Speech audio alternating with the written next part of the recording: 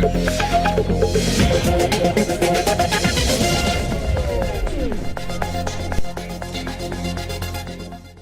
isso aí, gente. Estamos de volta, né? Olha só, a gente está com muitos assuntos aqui hoje, né?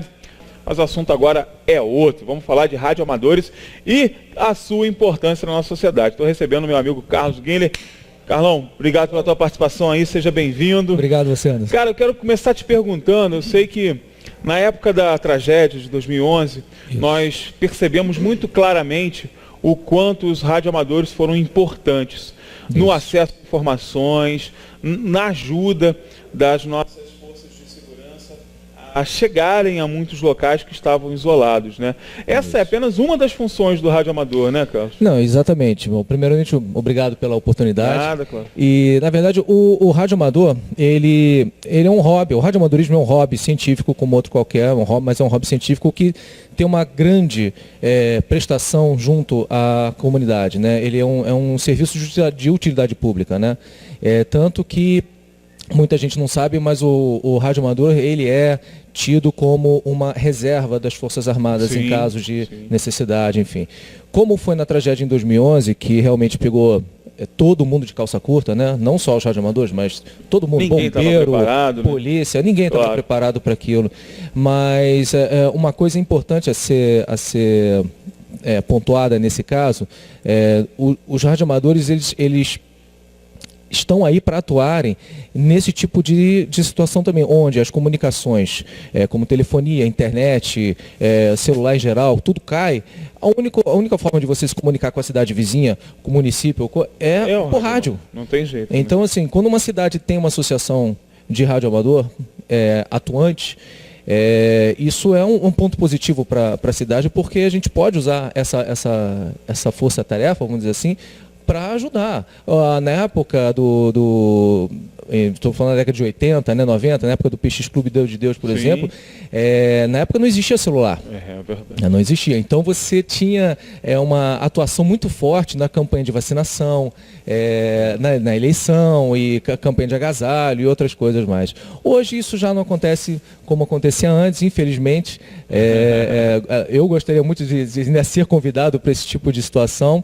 Atuamos, inclusive, na passagem da tocha olímpica, montamos uma base junto à prefeitura, espalhamos radioamadores por todo o trajeto, né, da tocha. Eles iam dando informações sobre algum elemento estranho que estava por ali, alguma situação que estava acontecendo.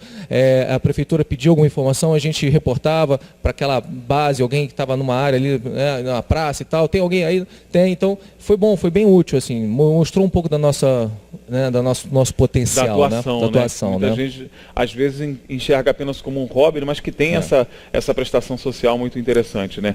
Agora, Carlos, Teresópolis foi convidado, né, a participar de um evento. Foi. Está acontecendo, né, na cidade de Petrópolis. É um evento organizado pelas Forças Armadas, né? Na verdade, o evento é o ECADEC 2017. Ele é um evento é um exercício conjunto de apoio à defesa civil. É um grande simuladão. É um grande simulado que já acontece desde 2015, mas é um evento realizado pelo Ministério da Defesa com o Ministério da Integração. É um exercício simulado de defesa civil. Não é da defesa civil em si, né? Mas é claro, é de defesa civil. Mas é um simulado que visa você criar cenários de catástrofes como incêndios, deslizamento, vazamento de produtos químicos, situações assim. E ele é todo feito virtualmente, não se pode usar celular, né? É todo feito por rádio ou por comunicação por dados digitais. E ele foi usado, foi feito inclusive para as Olimpíadas e na Copa. E não foi feito aqui em Teresópolis, porque só chegou agora aqui em 2017. E o GRAT, o Grupo de Radioamadores de Teresópolis, foi convidado a atuar, né, fazer parte disso. Isso é muito bom para os radioamadores, para poder mostrar um pouco da sua prática, né, e para nós também, assim, é bom no sentido de treinamento mesmo, né? Claro. Porque é muito fácil você ter um rádio lá, você ter o teu equipamento, mas e aí, como é que você vai operar numa situação de emergência? O que deve se falar, o que não deve se falar, o que deve se evitar, como proceder, qual protocolo seguir, a quem se reportar ou não. Então, o GRAT está aí participando, o evento começou dia 31, vai até o dia 4, baseado em Teresópolis, se eu não me engano, anotei aqui para não esquecer, ele é baseado no 32º Batalhão de Infantaria Leve.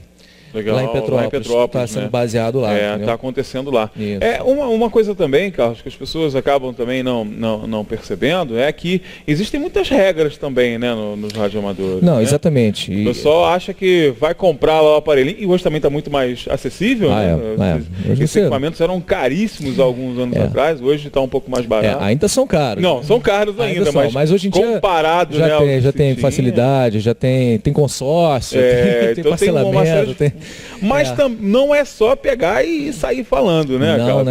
Tem uma série de regras, protocolos, né? Na verdade, assim, uma pessoa para se tornar radioamador, aliás, é uma coisa que se confunde muito. Eu vejo muito isso acontecer em algumas matérias e tal.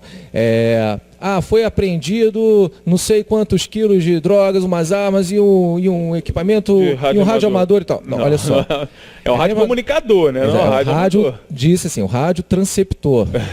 O radioamador sou eu, a pessoa, quem opera, né? Eu sou o radioamador, né? O aparelho é um rádio transceptor.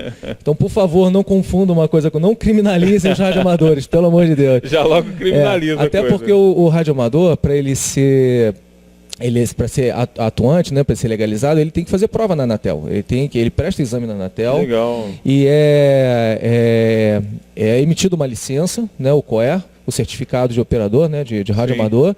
E depois disso você tem você faz o requerimento e pede o seu indicativo, como se fosse um CPF, como se fosse uma placa de carro, né? Cada radioamador tem o seu. Como se fosse uma licença profissional, digamos assim. É uma licença que prova para os órgãos, enfim, públicos e tal, que nós somos... Você tem habilitação nós estamos habilitados para aquilo ali. E para participar do grupo aqui, você tem que ter essa certificação, né, cara? Não necessariamente. Na verdade, eu quando assumi a presidência, eu mudei o estatuto no intuito de abraçar as pessoas que querem, mas não são ainda. Então tem muita gente que gostaria de ser, é curioso, meu filho gosta disso, como é que é? A pessoa pode se associar. Legal. E aí nós damos toda a assessoria, nós vamos prestar toda a assessoria para aquela pessoa estudar, aprender, praticar um pouco em laboratório, até na nossa sede mesmo, que é na sala 4 da rodoviária. E aí, com o tempo, a pessoa vai curtindo, vai gostando daquilo, vai vendo que aquilo é legal e tal, e até o ponto de realmente fazer a prova na Anatel e se tornar um radioamador. Agora, existem várias vertentes, assim como qualquer outro hobby, como o motociclismo, por exemplo. Você tem moto de estrada, moto de trilha. Claro. Né? Você tem vários segmentos dentro do radioamadorismo. O radioamadorismo também tem modos digitais, você tem EME, que é o pessoal que gosta de usar a Lua como um satélite de refletor, você transmite para a Lua, o cara lá do outro lado recebe a transmissão. Que legal. Existem várias brincadeiras aí, né? Não é só falar aqui na cidade, você tem o pessoal dos campeonatos internacionais, que são premiados, inclusive. São campeonatos famosíssimos. E tem essa coisa da correspondência internacional também, né? Exatamente. Ainda existe isso. Isso é muito bacana, que isso é a essência. Eu acho um lado mais bacana do rádio, assim, você falar com um camarada lá, sei lá, na Áustria, por exemplo. Aí daqui a pouco você recebe pelo correio aquele cartãozinho que chama-se cartão de QSL, que é um cartão postal da estação, foto da estação do cara lá e tal, que diz quando foi feito o contato, afirmando o seu contato, e você manda um para ele. Que maneiro. Isso existe desde os primórdios do radioamadorismo e continua existindo até hoje. Logicamente que com o advento da internet e tal, que inclusive a internet que nós conhecemos hoje, para muita gente que não sabe, foi desenvolvida por radioamadores. É verdade. Quem não conhece, bota no Google aí o protocolo AX25 e vai descobrir que lá no Canadá, em 1978, já começaram essas experiências aí. Verdade. E as primeiras transmissões via rádio em pacotes digitais foram feitas por radioamadores, que depois surgiu a internet como a gente conhece. E aí criou uma tecnologia específica. Exatamente. Aquilo, né? E esses protocolos internacionais são bacanas porque eles acabam criando um padrão, né? Inclusive de conduta, né? Exatamente. Então você já sabe mais ou menos como é que é a conversa. Exatamente. Existem todos aqueles códigos, né? O código Q, existem normas e protocolos a serem seguidos. Ética operacional é muito importante, você saber como se portar e tal. E isso tudo graças a um padre. Pois é, foi lá em 1800 e pouco. 1894, o padre Landel de Moura. Esse é o nosso padroeiro das comunicações. Eu digo que é o padroeiro das comunicações via rádio no mundo, né? Mas claro, há controvérsias por causa de patente, quando foi, enfim, quando foi registrado e tal, mas é que nem a história do Santos Dumont. A gente sabe que o Santos Dumont é o pai da aviação. Os irmãos lá e o Santos Dumont. É a mesma coisa. Para nós aqui, o padre Landel de Moura realmente é o nosso padroeiro. E ele fez a primeira transmissão, acho que em 1900, a primeira transmissão via rádio, sem fio, né? Não vamos confundir com Marconi, lá italiano. A primeira transmissão via rádio sem fio, a 8 km de distância, entre a Avenida Paulista e a Avenida Paulista e o Alto de Santana. Alto de Santana. Isso foi registrado em 10 de junho de 1900. Então, ou seja, nós consideramos isso aí o marco do radioamadorismo, né? Por que amadorismo? Aliás, por que radioamadorismo? Nós não ganhamos nada para isso.